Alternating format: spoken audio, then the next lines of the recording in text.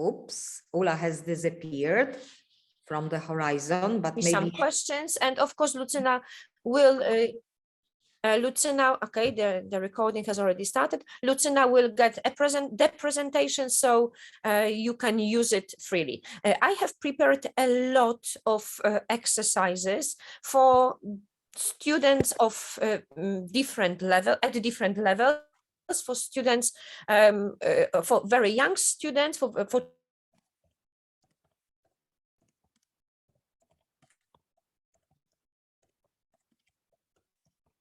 So there is another problem, another disappearance. Hopefully Ula will come back to us. So Ula's picture is frozen. In June, because these are the exercises I recommend using now in June, just before the school year ends. So now I will try to share the screen. I hope everything is okay. Everything is okay. Yes, I hope you can see the screen. So now the presentation is here. I cannot see the chat now, so I see if it. you, yes, okay. So if there are any questions, so ask Lucyna or send a message to Lucyna. Okay, so let's start. What do I recommend? June is a really nice month, but it is very difficult for teachers. Why? Because students don't want to learn. They want just to think about holidays, and they don't want to, not all of them, but mostly students don't want to learn new things. So what do I recommend? I recommend revising.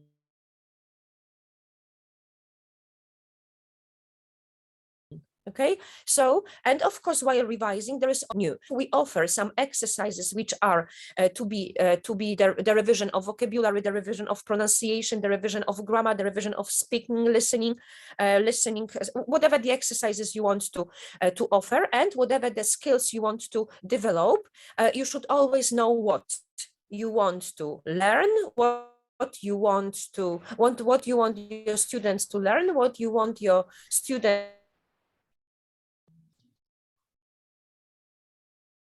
Okay, just a moment. To develop, and what you want your students to. Students should have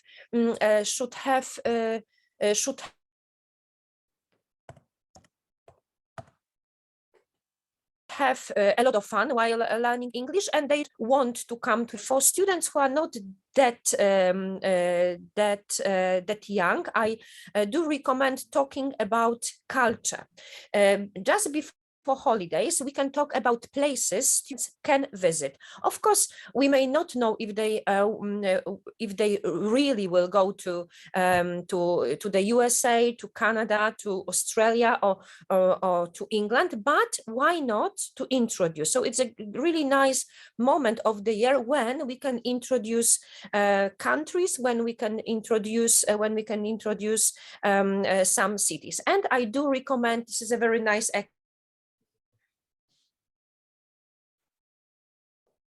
She's coming back, don't panic.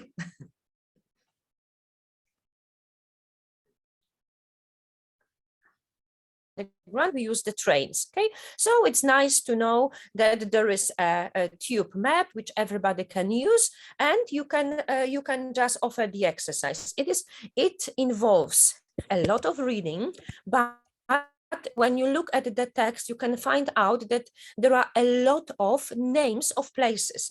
So a reading text may seem to be quite long, but actually they are not.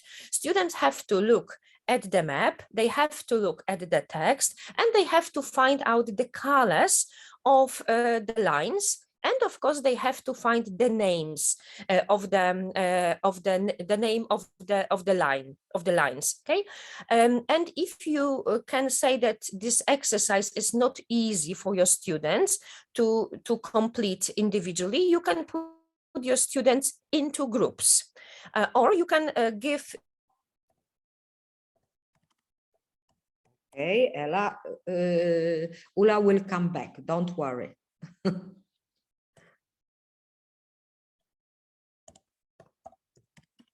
A3 size, and I do recommend doing the exercise in a group of 4 or 5 students. You give them A3 map of the underground map, and then you ask them to read the text. You can teach students names of stations, of course. You can teach students names of lines. There is Jubilee line. Some names are quite not easy to be pronounced, so they can find out some really nice English names. And of course, the moment they go to London, they will know something about the lines, and they can be, I don't know, guides or something like that. I really like the exercise, and I know that students like the exercise. You can see the number of copies I make for my students. You can also go to London, let's say in June, with students who are not that advanced and who are much younger. Why not to talk about transport of London? So we can talk about the London Underground, we can talk about buses, and we can talk about taxis. Why not? Okay. Coming back. Something connected with developing skills here. Exercise number 3 develops reading skills. Okay, students are to find out the names of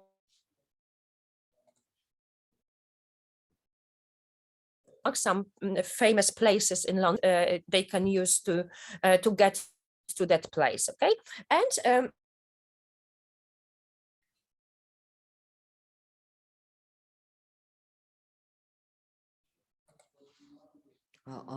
coming back.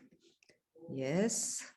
London, they can be given a map of London, and they can put the landmark on the map, and we can ask them to find out some information about the place. They can find out, for example, how tall Big Ben is. They can find out about the size of the clock there. They can find out how much people have to pay if they want to go onto the London Eye. Okay, so there are a lot of questions we can ask them, and a lot of things they can invent, and they come back into the classroom with a poster on which there are pieces of information we ask students to complete, and then they can present it in front of the classroom. Of course, depending on the student's age, the posters will be simpler and more complicated with more information. Okay, and there is always something about our own country. When we teach about the history, when we teach about the geography, when we teach about culture, whatever we teach about English-speaking countries, we should always compare it with our Polish language, Polish culture, Polish history. Okay, so we can ask students to find out the colors of taxis in Poland, the colors of buses in Poland, and they can find out if there is an underground train in Poland. Of course, students who live in Warsaw know that there is ground. Okay, but maybe if we teach students who don't know, who don't live in Warsaw, or who have never been to Warsaw, they may not know that there is the Warsaw Underground. So then there is the time for us teachers to talk about. I have learned something new from you. Okay.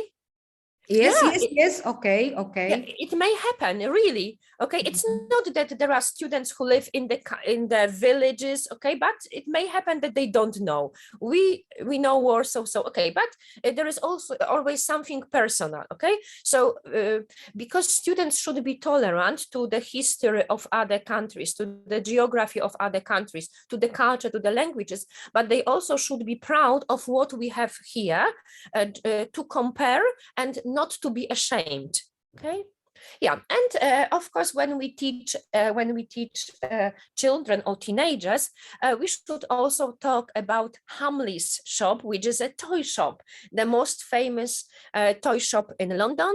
Everybody loves it. It doesn't matter how old you are. You should visit the store, and it's nice to go there.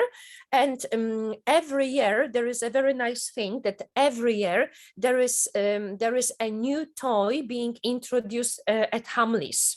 And sometimes they ask children, teenagers, or they ask experts who know what toys children would like to play with, or maybe what Disney characters are being popular nowadays. Then they are making the toys. And when we have completed the exercises, there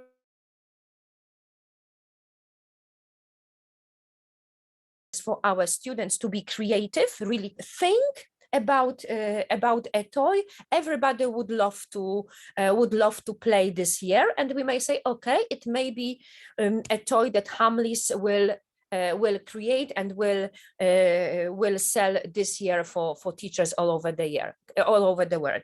And of course, an additional exercise which I recommend is we can talk about favorite toys of our students.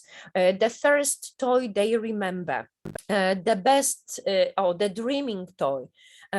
We may ask them to go to a toy shop in the place where they live, and they can compare how many floors there are. They can find out what toys they are sold there. So just to compare with the Hamleys. Of course, there are toy shops in Poland. They are not that big as Hamleys is, but why not to compare? Today I will show you another exercise, which will mean comparing with one famous house in England, but in a moment it will happen. Okay, so you have got ready-made exercises, but you can also, or you should also, add some additional exercises to make the lesson more interesting for your student and to make the lesson more personal for your students. Okay, and of course, with students who are more advanced and who are teenagers or grown up, we should talk about Harrods, which is also a very famous store or department store in London.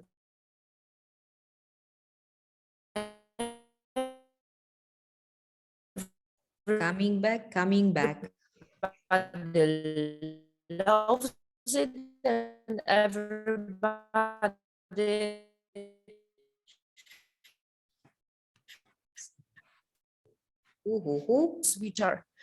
which are sold there in Harrods. And additionally, in Paris, so I am trying to bring some leaflets about the Lafayette stores in Paris. So then my students will compare Harrods and will complete the Lafayette department store here in Paris. Okay, and for students who are more advanced, there is one more thing which we can do, not only talking about the items, not only talking about the money you can spend there, but we can also talk about problems with items of clothing we can buy. Sometimes when we buy an item of clothing, it may be too big, it may be too be dirty, whatever. So there are problems. Make students organize. We can make students make dialogues. We can ask them to work in pairs, and they can find out how they would complain at a department store or in a shop. Okay, so it's not only talking about things in England, but it's also giving students the chance to develop the language here, communicating about the problems. Okay. And now my favorite house means Buckingham Palace.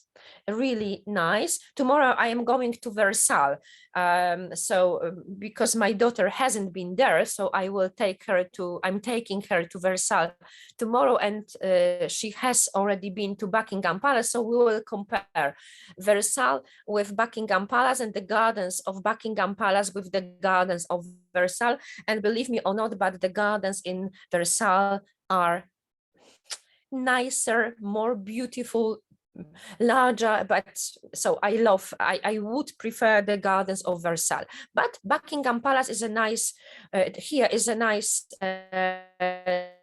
text to talk about the number of rooms, the number of windows, the number of stairs, whatever. But of course, the numbers will be really huge. You can look at the bottom of the page and you can find out how many rooms, how many bathrooms, how many clocks, how big the dining table is. And when we finish talking about the Buckingham Palace, we can ask students to compare with the house they live. Okay, so we can ask them questions. How many rooms are there in your house? How many bathrooms are there in your house? Okay, we repeat the language.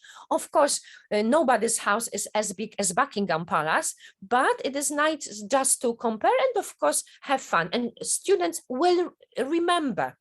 Maybe they will not remember the exact number of rooms in the Buckingham Palace, but they may remember the number of clocks in Buckingham Palace. Okay, so it is nice just to talk, and in a funny way we can present there is, there are. We can ask questions, and students will really answer our questions because they would like to talk about their house in comparison to their Queen's house. Okay, I really like the exercise, and I know it works. It works really well. We can ask students later on to find out something about the gardens of the Buckingham Palace, and every year the Queen organizes a party in the garden, and every year there is a time of the year in June when the Queen is not present in Buckingham Palace, and then visitors can go and walk around the gardens. Of course, not all the garden. It doesn't mean that the whole garden is free for visitors to visit, but part of the garden can be walked by visitors, and then we can ask students to talk about the garden, to find out things about the garden. I once was in Buckingham Palace when there was the collection of Queen's dresses. Since the beginning, she became the Queen till I don't remember. It was, I think it was 5 or 6 or maybe 10 years. I don't remember, many years ago. But there were dresses, and it was really nice because every dress was there was said when the particular dress was worn by the Queen. So it was really nice. So then we can ask students, maybe they have seen a collection of something, and then it may be a project for them. They can think, okay, I have seen the collection of cars, old cars. And then we can ask them to prepare a poster or a text about it or some information.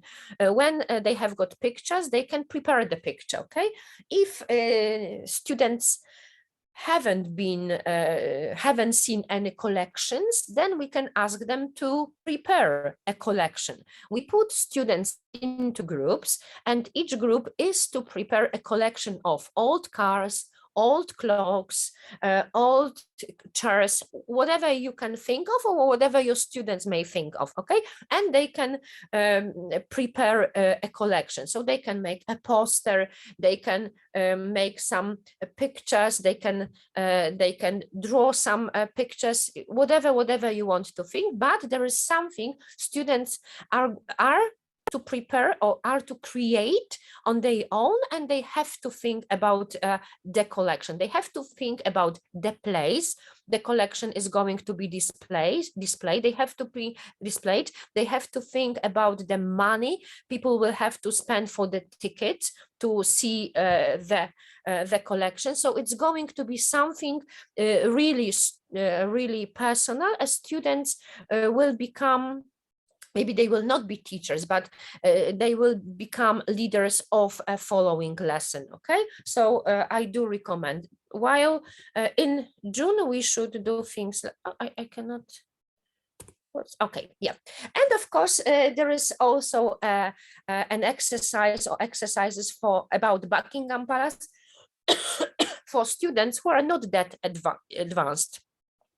As you can see, the same exercise. The students are maybe not the same exercise, but with pictures. Okay, 600 rooms, 78 bathrooms. There is also a cinema, a swimming pool, and of course, a post office. Okay, so with not that advanced students, we don't talk about that many items, but still we can introduce the Queen, and we can introduce the vocabulary connected with the royal family, and we can introduce the house of the London's House of the Queen. Okay, and here it's why not to ask really young learners to talk about the house. Still, again, we can ask questions. How many rooms are there in your house? They may not remember to say there are 5 rooms in my house, but at least they will say 5 rooms. Okay, we can of course ask them to write sentences, but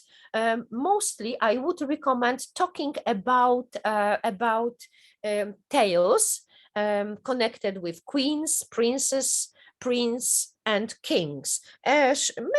Students may know some fairy tales, and we can ask them to prepare, or we can ask students to watch a fairy tale after the lesson about Buckingham Palace. So we don't have to talk about the real queen, we can talk about the fairy tales or kings and queens from fairy tales, and it's also nice. Okay. At the end of the year, I mean in June, we can also ask students to go on a journey. So we can go to London, but we can also ask students to work in groups. It's a very nice exercise, and we can tell them that they are going to travel around the world.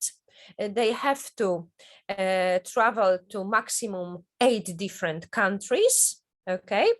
And they have to visit at least 3 continents. Okay, so we give them instructions, and they have to decide what places and where they would like to see.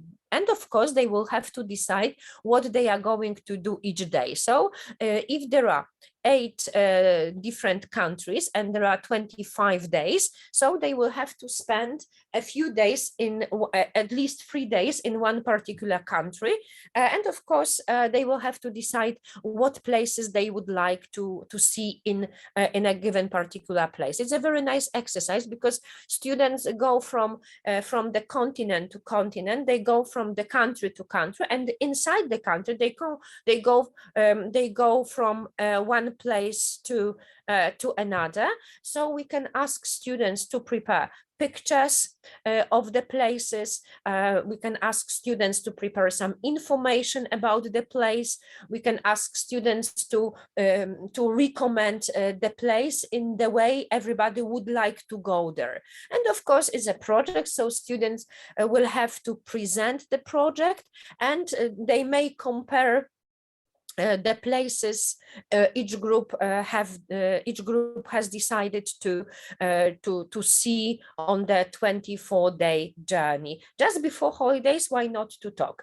Here is the exercise about different countries, about different continents, but we can also ask students to prepare a trip around the country where we live.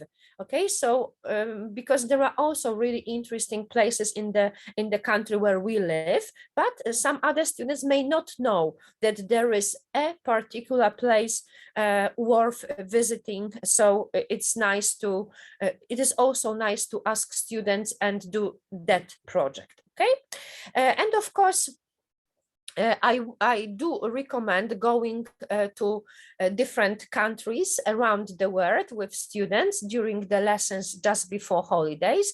And I have prepared a few exercises just to show you. But so there are exercises about Scotland, and in every exercise, in every lesson, there are different exercises, okay? So we ask students to fill in crosswords, okay? We do it while talking about vocabulary. Why not? So why not, while talking about Scotland, why not preparing a crossword, okay? And as you can see, there are definitions, and we teach student, we revise the kind of exercise, and we revise the knowledge connected with defining things or finding out the names of things just from the definitions, okay? So that's the map of Scotland, and students have to fill in the crossword while reading the sentences in the connection with Scotland. I don't know if you know that American or English nickname for Australia is Down Under. So it is nice, you can teach students the name just before holidays, and you can talk about Australia, why not, okay? Students have to read the sentences, they have to decide if they are true or false, and then they have to draw the map of Australia, and then they have to put names of particular cities onto the map, okay? It's the exercise for a little bit more advanced students, but it is nice because students do a lot of reading, but they make some guesses, but you can also ask them to bring mobile phones. Everybody has one, so they can find out the information while the lesson, and they can use the internet. Or you can ask students to prepare some information about Australia at home, so you can give students the sentences to find out the answers at home, or there are 14 sentences, so it may seem too long for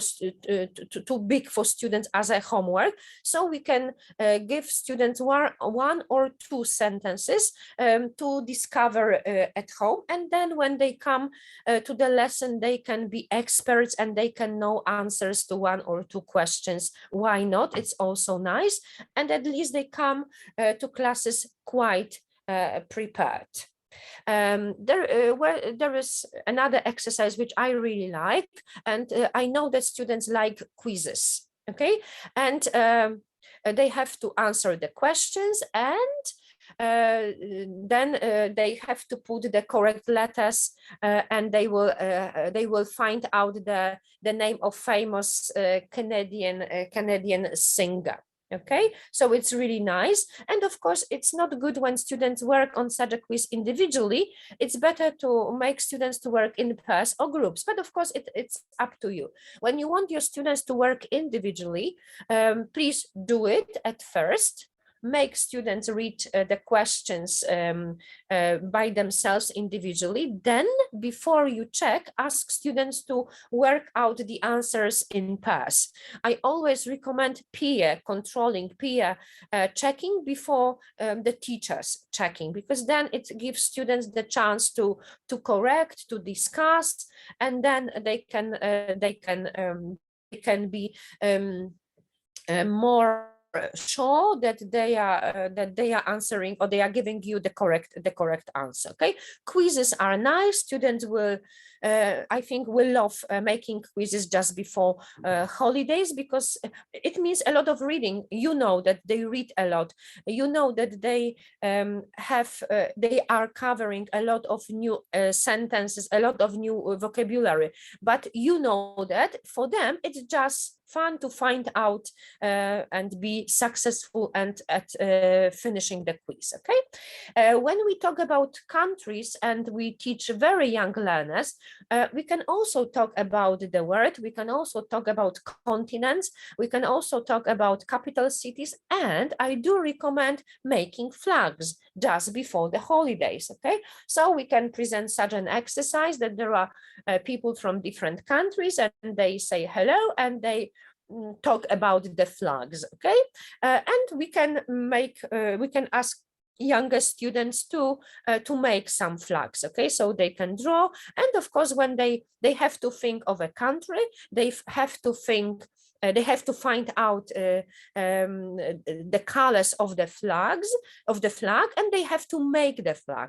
Additionally, when students are a little bit more advanced, still young, but a little bit more advanced, we can ask them to find out what colors, what particular color on the flag means.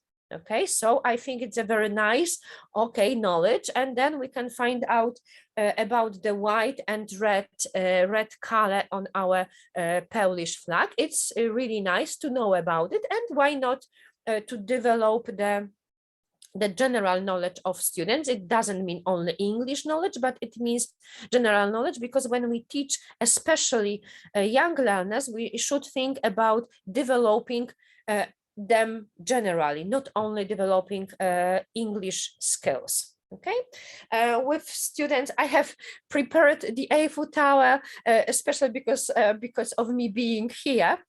So with teenagers, we can also go to London, and we can also go to Paris or some other places. Okay, and we can ask students to read about the places. We can ask students what they can do at that places. Additionally, we should ask students to find out a place in a capital city of a country they would like to talk about, and they have to prepare the same thing. They have to prepare the picture, they have to prepare the flag, they have to prepare the name of the place, they have to prepare the name of the country, of the city, and they can talk what you can do at that place. Okay, it can be Harrods shop, why not? But they can say that you can do shopping there, why not? Okay. Just before holidays, as a revision, we can talk about holidays. So special days during around the year, which means celebrating something. Okay, so it is a very nice quiz. I do recommend the exercise. If not at the end of the school year, take it with you next year, but try to find out, try to make it out with your students, because students will know a lot about holidays all around the world just by following the 30 questions. Okay, and how we can divide the exercise, as you can see, into 4 groups. So we can sacrifice one lesson into one of the four parts, or we can ask students to answer all the questions at home. Okay, or we can give each student one question to find out the answer at home, and then they are experts during our lesson. Okay, or we can ask students we can divide students into 4 groups, and every group may get just one part, and as a group they will have to find out answers to those questions, and of course they will have to present their answers to the rest of the class. It's a really nice exercise, and if you work with more advanced students and you want to talk about holidays, about customs, and you don't know how much they know about each custom, you can make this quiz as a diagnostic quiz at the beginning of the year, before you really start talking about celebrating things all around the year. Okay, so then you will know what students know, and you will know what students don't know, and then you can sacrifice more time to that particular holiday. Okay.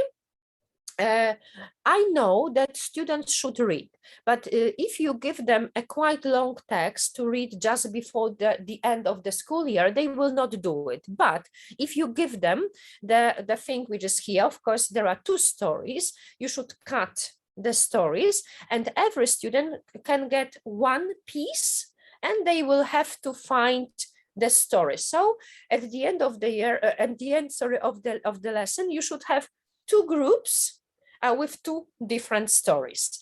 It means when, of course, you can give the story to a student individually, but it will take more time and it will be boring for them. But when they get one piece, they will have to read one piece, but they will read the piece, they will read the sentence or part of the sentence many times, and they will have to listen to other students reading their part. So then they will have to find out the stories.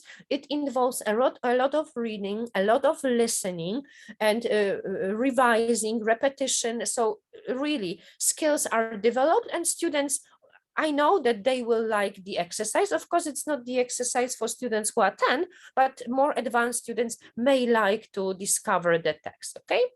Another text which can be quite nice to be read. As you can see, there are 12 sentences, okay, so a lot of sentences, and students will have to read them. And the task is that students have been in 4 different places. They have taken a lot of pictures there, but a photographer mixed the pictures while developing them, and students will have to find out where Paul was, where the children were, what they were drinking, what they were eating, etc., etc. Okay, so they will have to read the 12 sentences over and over again to find out the information. Okay, a lot of reading, but still holidays. So then we can talk about the places we can visit, and it's about the teenagers, and they are going to discover something. So it is really much more interesting than reading a text about let's say Lydia visiting Paris. Okay. What I also recommend just before the school year ends, playing games. Here is the game about animals, but it doesn't matter. Okay, students have to, when they stop, they have to say the name of the animal that eats meat. When they stop at the picture of the animal, they have to name the animal. When they stop at the place where a particular animal lives, they have to find out, they have to say the name of the animal that lives in the place, okay? You can just use the board as a prompt, and you can just replace the animals with, I don't know, fruit, the places with whatever, okay? So you can discover what you want, but always there is a set of vocabulary you want to revise, and I am sure students like playing games, and they will love that game. They will revise the vocabulary, and that's the point, that's the aim of the lesson, or that's the success you want your students to achieve at the end of the lesson, okay? When we talk about young learners, and when we teach young learners just before holidays, we should prepare flashcards. I do recommend preparing flashcards and word cards. I know that a lot of teachers don't like using word cards when teaching English to students or children in the kindergarten, but I do recommend, because English is a difficult language. Things are, or words are differently written, and they are pronounced in a completely different way. So when they see the word, they will remember some of them much better. Okay, so we prepare flashcards and word cards, and there are a lot of exercises which we can play. Of course, the easiest one is matching. It's a matching game. Yeah, students have to match a picture and a word. We can put the pictures, the flashcards, around the classroom. We can show a word card, and we can call show me a t-shirt.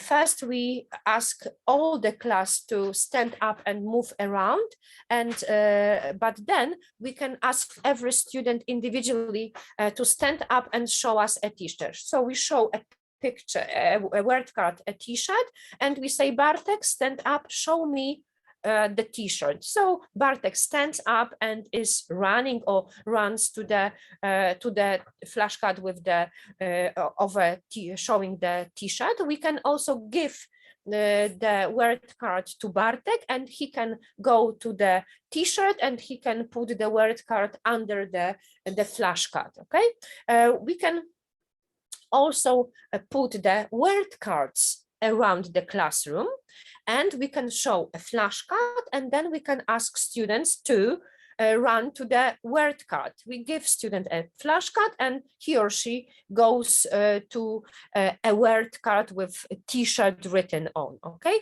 so there are a lot of different games which we can play with students. So why not to do it? Okay, with students who are a little bit smaller or younger and not that advanced, we can also talk about holidays. Okay, we can ask them to color the flags blue. There is a sandcastle, so we are talking about holidays. Okay, we can ask students to color a small kite. We can ask students to color a particular thing, the particular color. Okay, so there are a lot of exercises even for very young learners which we can do. The exercises which I like is presented here. Okay, there is a picture of a holiday, of course. Yeah, we can ask very small students just to color. Okay, so we say the boat is brown, a big ball is, etc., etc., and students color it the way I want them to color. Okay, when we work with more advanced students, still young learners, we can organize a picture dictation exercise, but later on we should ask questions. What color is the boat? What color is the sky? What color is the sea? What color is the blanket, etc., etc. Okay, we can also ask true, false, or yes, no exercises. Okay, we can say the boat is green, and students say no or false. And when the sentence is not true, they have to answer the following question, which is what color is the boat? Okay, so we teach communication, but in the connection with holidays. With much more advanced students, we can work a little bit different. We can ask students to color the picture they want, and we can ask them to describe, to make the description of the picture. Okay, and later on they can read the description. Or we can divide students into pairs.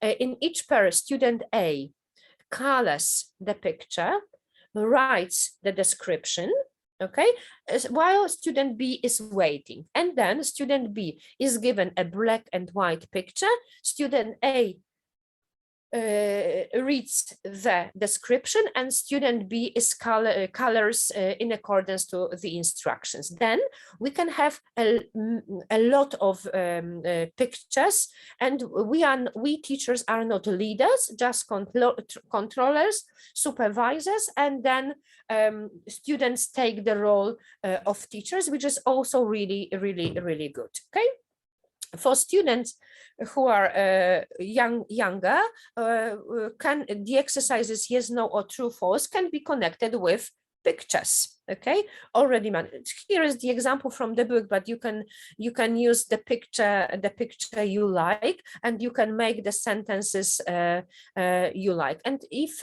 we want to revise here, we can revise present continuous. We can revise there is, there are structures. We can revise a range of vocabulary. So it's really nice to use pictures. You can use real pictures of holidays. I sometimes do it with my students. Okay, and you can make the sentences. When you work with more advanced students, still young learners, you can ask them to bring a photo or a picture, and they can make the sentences about the picture. Then you can use the pictures and the sentences to work with the whole class. Or you can ask students again to work with in pairs. Student A prepares a picture, prepares the sentences, and student B is to say if the sentences are true, false, or yes, no. Okay, another example of developing developing skills and developing the vocabulary and the grammar is the exercise which is presented here. There are questions and we have got 3 answers. So it is a multiple choice exercise. Even with young learners, we can introduce and we can revise and develop that kind of exercise. Okay, of course, when you can see here, these are questions connected with the past, but these are questions connected with the holidays. Did you go? Did you play? Okay, or can I come with you? Of course, there is an additional exercise. These are the questions which we use on everyday uses.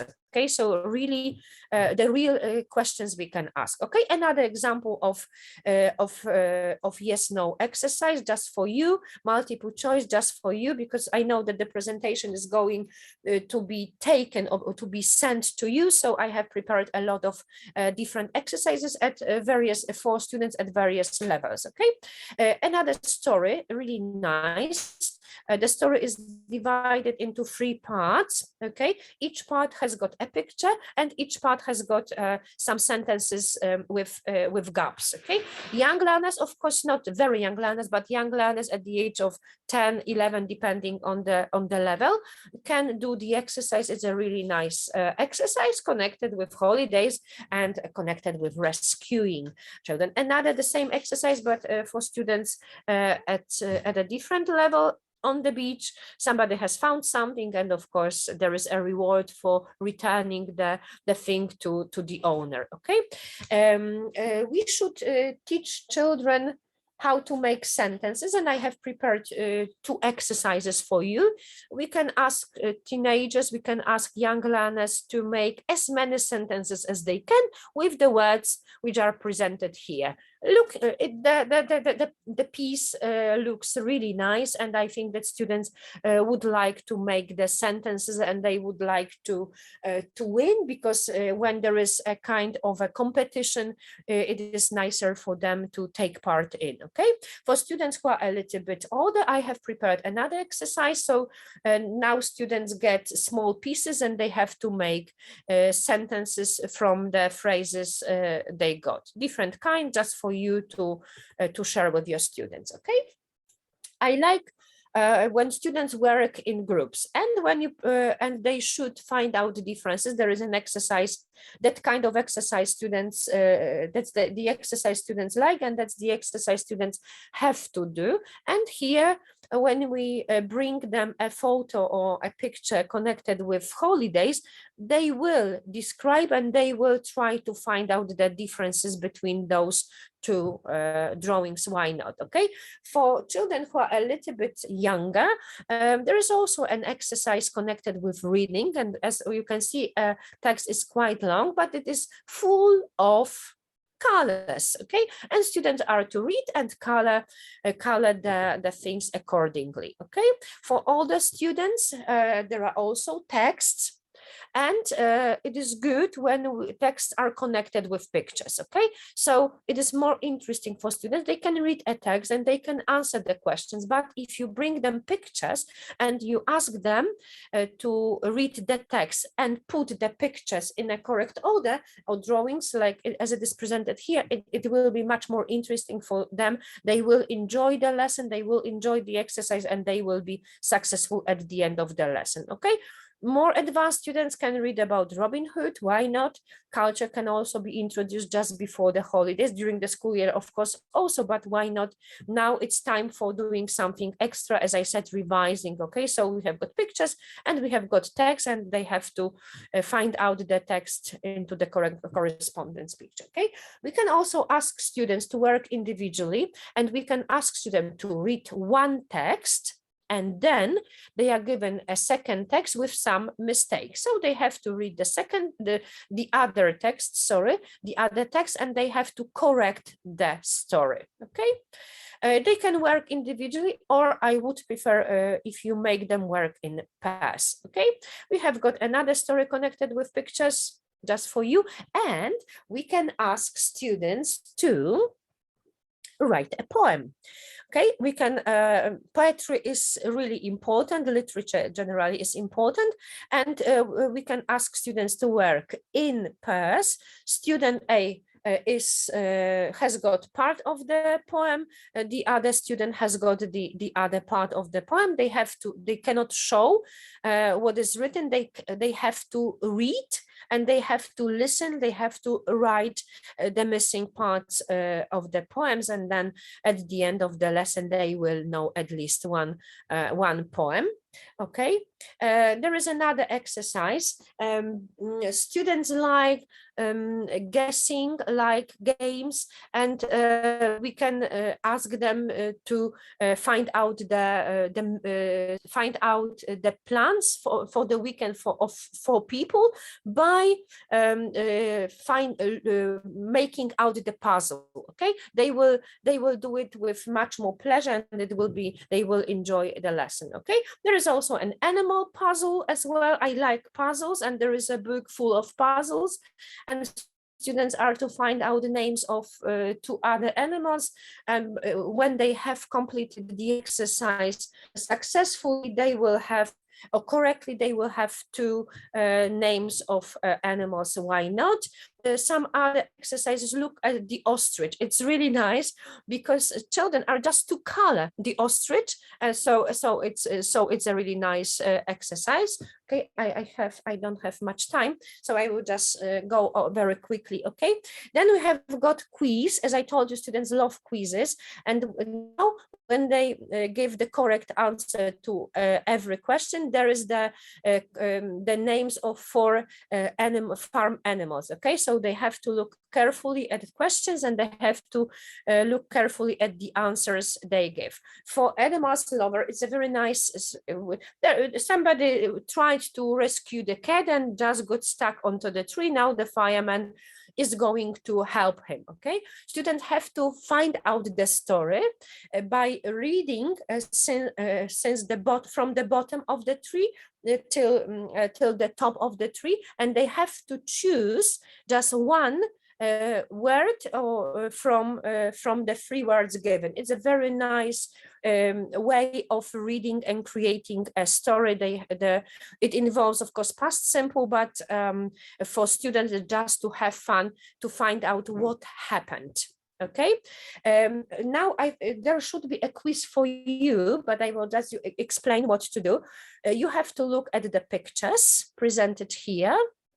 You should ask your students to look at the pictures, at the words for 3 minutes. Let's imagine that you have already spent 3 minutes looking at the pictures and the words, and then there are questions.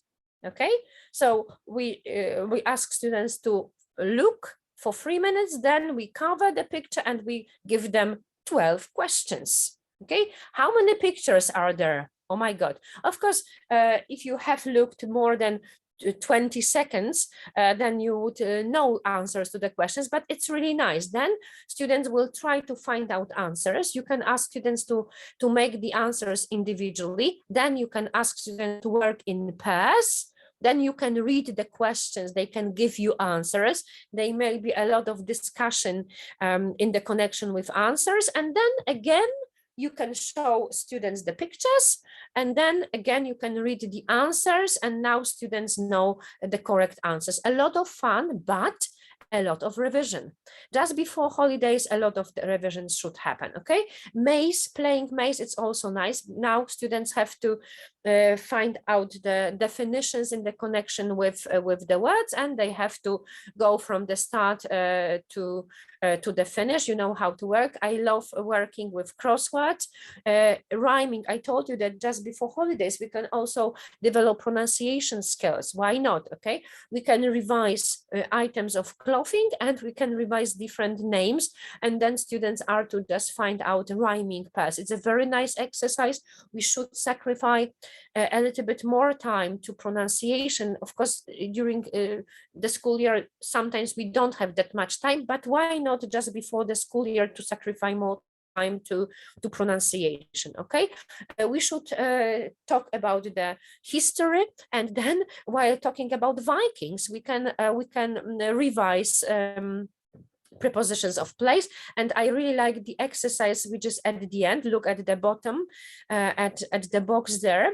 There are questions which students should answer, but to read the questions they will need the mirror, and then they can read the questions with the use of the mirror. A lot of fun. They will, and then they will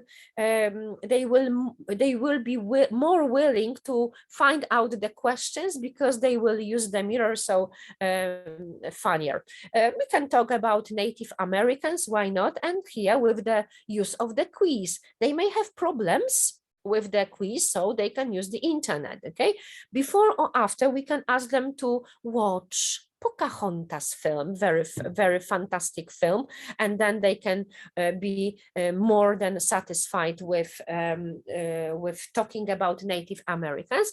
I showed you the two stories more advanced students may find out, and here there are also two stories about no, that's a story. There are two stories, and students have to find out the story of King Arthur.